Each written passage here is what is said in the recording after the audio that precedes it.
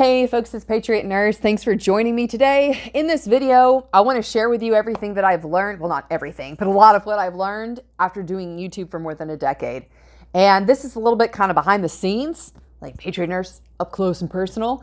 And I want to just be real with you and share with you what it's like being a YouTuber and the lessons that I've learned. And hopefully you can apply some of these to your own life, and you may have already learned some of these. So definitely leave me a comment below, because I guarantee that you've learned at least one of these lessons in life, and I want to know how it played out for you. So the first thing that I've learned, let me back up. I started doing YouTube in 2009, 10-ish, something like that. So it's been greater than a decade, nigh on a dozen years at this point. And in that time, having zero idea how to do YouTube and having zero plans whatsoever, have been blessed with a channel that has had pretty good growth in the grand scheme of things. And so many good people follow me, and I'm very grateful for that. But I want to share with you what it's been like on the way to get here. So the first thing that I have learned is that there are so many good people out there. Like, we tend to bemoan that, oh, people suck, or people this. Yeah, that may be true, but there's an awful lot of good people out there. And my followers are evidence of this. Definitely my students who come to class are evidence of this. And I've been able to make a positive change in people's life just by virtue of putting the videos out and by teaching the classes, for sure. And I give all glory to God for that, because from the very beginning, I never wanted to do, frankly, I didn't really want to do this. I felt like I was being pulled into doing it. And so when I started making videos, I started making them to answer questions that I got from people. And you may find this hard to believe, but I got tired of repeating myself. So I thought, well, there's this new thing called YouTube, and I'll just make videos and then reference those videos to people who, ask questions. And so when I first started making the videos and I started appraising, like, whoa, people are actually watching these. When I started realizing that people expected me and wanted me to make more videos, I was like, okay, I felt like the Lord gave me a moment of clarity here. And so from the very beginning, I just had a compact with the Lord. I only want to do this as long as you want me to do it, and I don't want to do it a day longer if you don't want me to do it. I don't want to operate outside of that blessing. And this is kind of an intuitive thing, I guess, for me. Commit to the Lord, whatever you do, and your plans are going to succeed. And it's not like it was, okay, well, I'm going to embark on this YouTube thing if I want it to succeed, therefore I will, do this formula. It was not a formulaic sort of thing. It was an organic thing. Like, I'm doing this because I feel like the Lord has me do it. And if this is something He gives to me, then I want to be a good steward of it. And I don't want to operate outside of that blessing. So that's been my thing. And people say, like, how is it that you are on YouTube? I am on YouTube because the grace of God would have it so, and the will of God at this point is that I be on. It's Him. And so I'm grateful for it. I'm grateful to have the positive impact in people's lives. And I'll tell you, that's one thing that's really, really trippy when you first start doing this, is when people recognize you in public. And then also when people come up to you, and particularly in class, when people share with you after the fact, after they've gone home from class, that because of what they learned in class, they were able to keep somebody out of the hospital, or the class paid for itself because they saved X number of trips to the ER. Or I actually had this last class, Tim, who gave me permission to use this story. I had a student named Tim who came to class, and he came up to me. It had been several years since he'd been, and he was taking class again. He said, it's been years since I've seen you, but I want you to know you changed my life. I'm like, thank you. Wow. I mean, that's not every day that you hear this. So long and short of it was, Tim had come to class not really knowing anybody, wanting to focus on preparedness. And at one point in the class, I had said something, I don't remember this, but he does. I had said something like, okay, now would people in your group do this? And he apparently had muttered to the fellow next to him, I don't have a group, like in kind of a halfway sort of humor. He and that student, the other student, are now best friends. Their families are tight together. He shared that as a result of coming to the class and listening to the videos, that his walk with God had become better. And that's a really humbling thing.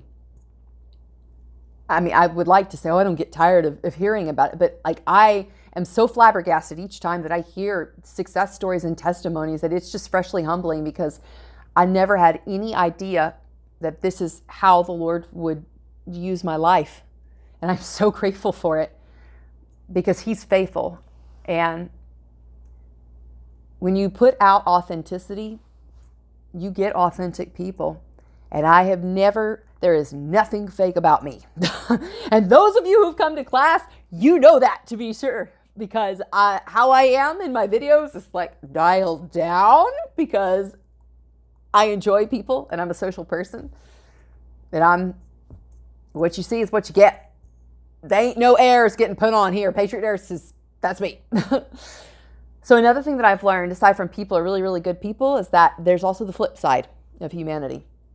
And not because I think that most people intend to be harmful who end up coming across negatively, but I have also learned, because of being at this vantage point, whenever you do social media, and particularly when you're getting a large volume of people who are interacting with your content, you are getting a large sample size for a study on the nature of human beings.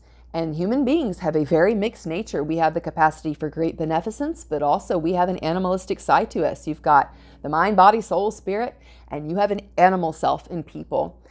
And a lot of people are walking around thoroughly traumatized, and so they will project upon you. And if you are in social media and you do whatever it is that is visible to the public, you become the dartboard for people's pathology that they have not worked through. So when people lack their own internal boundaries and they lack the ability to regulate their own emotions, they will bleed all over you. They will project upon you negativity, and it will be, we've all seen this. Have you seen this in public? I feel like it's getting worse, but people will be frustrated and angry about something that their father said or did to them 15, 20, 30, 40, 50, 60 years ago. And you happen to be there in their path, and you happen to let them down in some micro small way that you let them down, or you didn't live up to their unrealistic expectations, and they will bleed all over you and vent all over you and, say horrible things to you. Without giving strength to things. I've had people say some atrocious things to me. Absolutely atrocious things. Never in person. But the things that people say, because they're venting, and you have to realize when someone is venting towards you, and when people are being unreasonable, and unkind, 9 times out of 10, they're not coming against you. There is something in them that they have not dealt with personally, or there is something in them that is coming against your destiny. I have a dear friend who I love so much, and she told me that, and it sunk in. She said, "Hun, they're not coming against you. They're coming against your destiny. They're coming against what the Lord's doing in your life." I'm like, whoa, that's really deep. Now, we all have areas for growth. I am not a perfect person. I'll be very honest about that. I have areas for growth. I know you're so shocked. What? Patriot Nurse, not you. Yes, me. I have areas for growth, but I want to try and be steady about working towards them. So I'm not perfect, and I have not arrived.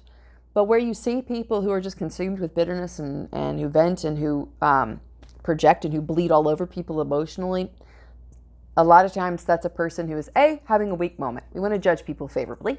Or B, they have stopped caring and they have stopped focusing on self-growth. And C, sometimes they frankly do not share a common place of morality, and they're going to treat you however you allow them to treat you until such time as you put boundaries up, because they are unable or incapable of creating solid boundaries for themselves and self-regulating and self-enforcing.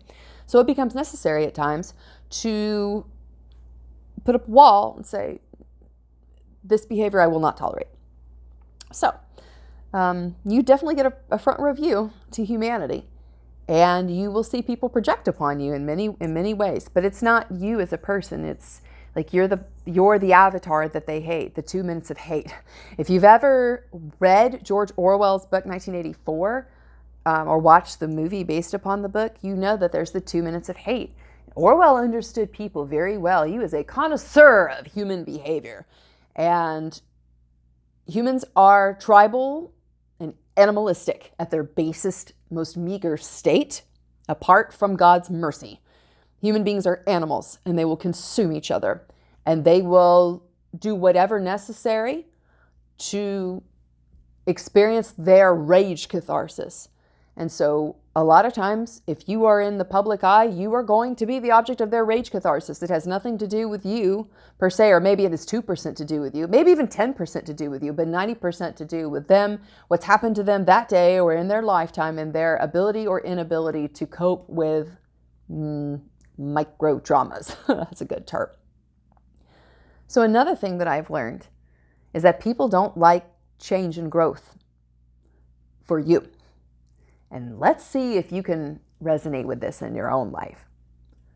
A lot of times, when you want to do better for yourself, or when you want to improve yourself, and you are successful in generating and achieving that improvement, people perceive that as change, and they will come against that and they will attack that because they don't want you to change. Now, there are many reasons why they don't want you to change, but let us reflect here upon change. Every organism that is alive undergoes change. Growth, by necessity and default, involves change. Many people are so desperate for any kind of external reliability to keep their chaos in check because they can't manage their own internal emotional turbulence, that when they see change and growth outside of them, they panic and they attack you because in their mind, you've changed. You used to be. No. Growth as a human is part of being alive. If you want stagnancy, look at something that's dead. And even then, dead things decay. Dead things change. Alive, people who are alive grow and they improve. And improvement may be in the eye of the beholder, but ultimately at the end of the day, you got to change and improve for yourself. And so when you change and improve for yourself, and when you do things for yourself, and you make choices to better yourself, and you want to be a better person each day than you were the day before, you're going to have people come against you for it. And you got to realize that that's their choice. A lot of people are going to sit and watch the world pass by them, bemoaning that the good old days of, oh, I remember back when, right? But what are we doing now? What are we doing now to improve the situation in which we find ourselves? Never apologize for seeking personal growth. Never let people put their little boxes on you to try and keep you squashed down because they've given up on life. You owe it to yourself. And frankly, if you're a believer, you have a responsibility to be a good custodian of this life that God has given you and not throw it away or be resigned to live a subpar, boring, meager, stagnant existence because other people think that change is something that's not acceptable for you. If you want better for yourself, then you pick yourself up and you grab a hold of it and you move forward, and you don't apologize for bettering your life whatsoever to anybody. You don't owe anyone an explanation of why you want to do better for yourself and your family, and you can take that one to the bank. So, people are going to try and put their cages on you. Misery loves company, and you'll see it. But on the flip side, again, going back to the first part of what I've learned, when you get good people in your life, gosh darn it, you hold on to them. Some of the dearest people in this world, to me, almost never watch my videos.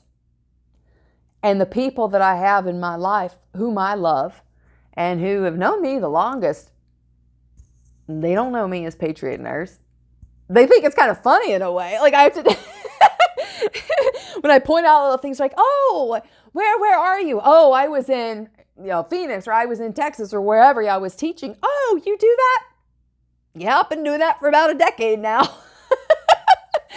So the good people that you have in your life, those are like these friends. These are the people that they love me no matter what videos that I make on YouTube, because they know me for who I am, because ultimately we have common values. And at the end of the day, I've said this, like you got to live your life in such a way that the creator of the universe is the one whose approval you seek. If we as human beings seek after the approval of man, we're going to be chasing our tails for the rest of our lives. And I'm not interested in that. I want to live my life so that I'm making investments for eternity. And the dividends that you see are getting paid in people's lives now. Like with Tim, my student, we spoke about earlier. When people come to my classes, I see, and it touches my heart because I see the good people, such good people who follow me and who come to class. And it's just a beautiful thing. I can't tell you how beautiful it is to watch people come together who in many cases have friends who share their common goals and their common worldview, but not as many as you would think. And when they come to class and they meet other people, it's like now there's like flesh and blood in front of me. This is another human being who shares my values. And that is such a beautiful thing. I feel very, very grateful that the Lord's given me this. And I've learned a lot in this time, and I will continue to learn. Boy, if you were to pick my brain for about an hour, I could tell you the ins and outs of things. You see the best and worst of humanity in doing it, but also this has been just incredible, and I'm very, very grateful to God for it. I do believe 100% unequivocally that He gave this to me, and I'm trying to be a good custodian of it. I'm not perfect. I try and do better each day than what I was, and thank God He's not done with me yet. So He ain't done with all of us yet. We still got many steps on this journey, but I'm grateful for what He showed me thus far, and I just want to share it with you. Hope it was helpful for y'all today. If you did enjoy the video, I hope you'll subscribe to me here on YouTube, Patriot Nurse. You can also support me on Patreon, Subscribestar, cryptocurrency, PayPal. I really encourage you to get trained. The classes that I teach get people ready for rough times, but also the everyday stuff too. Because let's face it, do you really want to put the trust for your family's well-being into the hands of people who are increasingly politically weaponized against the founding values of America? I don't want to put myself in a situation of dependence. We want to be dependent upon God alone, and much less so on man when at all possible. So you can train with me in person. I got classes coming up. Atlanta is in a couple of weeks. We got Columbus, Ohio. That one is selling out fast. Jacksonville, Florida. Charlotte, North Carolina. Denver, Kalispell, Montana. Keller, Texas. I think we put up Milwaukee, Wisconsin, and then I'm planning to come to New Hampshire, Lord willing, at some point this year as well. So check out the website, thepatriotnurse.com. I'd love to see you in class. And like I said, you talk about good people. You want to go where good people are who are dialed in and squared away. My class, thank God, is one of the best places to do it. So I encourage you to do so. Make it a priority. Get trained this year, even if it's not with me. Make training a priority, because when you go to get trained, you're learning skills, but also you're meeting people who also place enough value on purchasing a course and on making the necessary arrangements. You're putting yourself in the same place with like-minded people who you would naturally be friends with anyway. So I recommend it. Y'all, hope you have a wonderful week. May the Lord bless you and keep you all. For now, it's Patriot Nurse signing off. I'll see y'all later. Bye.